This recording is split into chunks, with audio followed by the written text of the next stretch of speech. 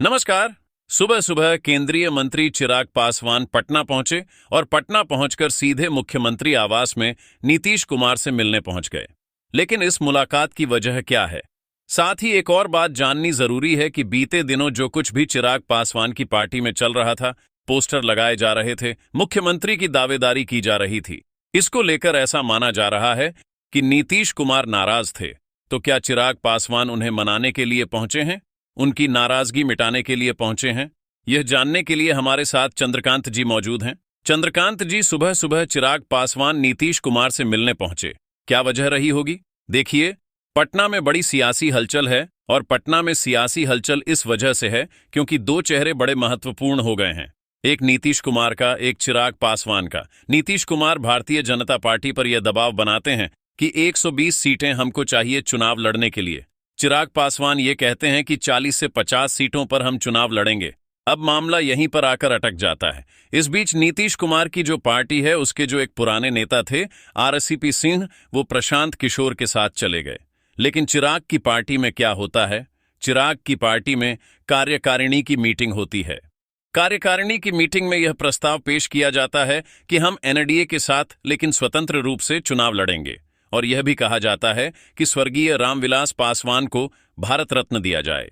सीटों को लेकर बात आती है, लेकिन ये यहां तक तो सब कुछ ठीक चल रहा था। नीतीश सब देख रहे थे कि हां ठीक है, पार्टी के नेता हैं, बयान देते रहते हैं। लेकिन फिर पटना के चौक चौराहों पर एक पोस्टर नजर आता है।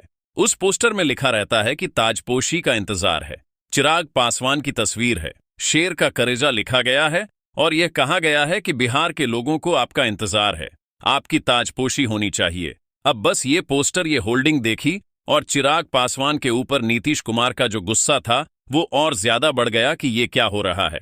तो चिराग पासवान, देखिए, पहले से कुछ ऐसा तय नहीं था कि चिराग पासवान मिलेंगे, ऐसा कुछ हो गया।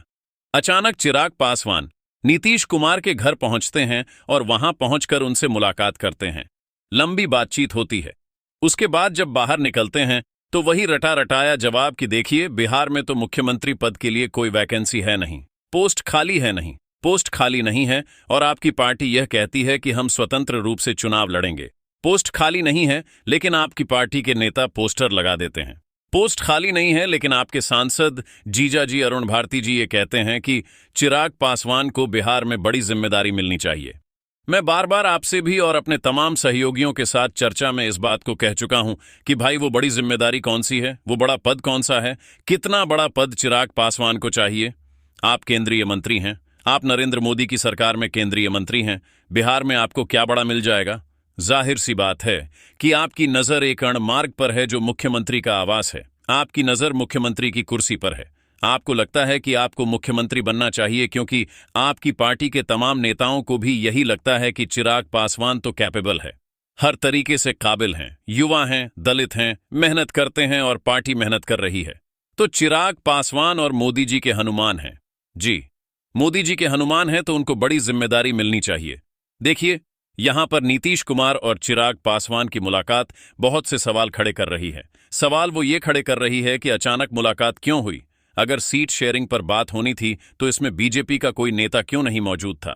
अगर सीट शेयरिंग पर बात थी तो एनडीए के सारे दलों के प्रतिनिधि आने चाहिए।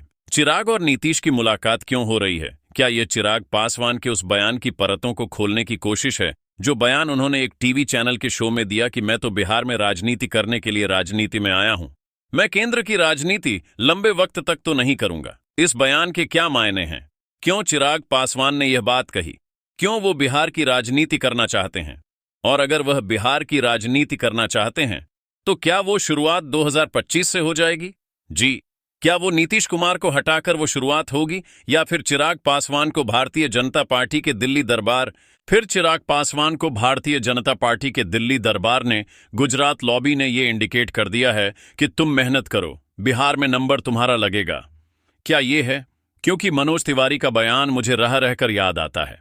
मनोज तिवारी एयरपोर्ट पर कहते हैं, पत्रकारों के सवाल पर पत्रकार पूछते हैं कि चिराग जी कह रहे हैं कि बिहार में राजनीति करनी है, तो उन्होंने कहा, अरे वो बड़े नेता हैं, गंभीर नेता है, वो कोई बात कह रहे हैं तो उनकी बात का ध्यान रखा जाएगा, ध्यान रखा जाएगा।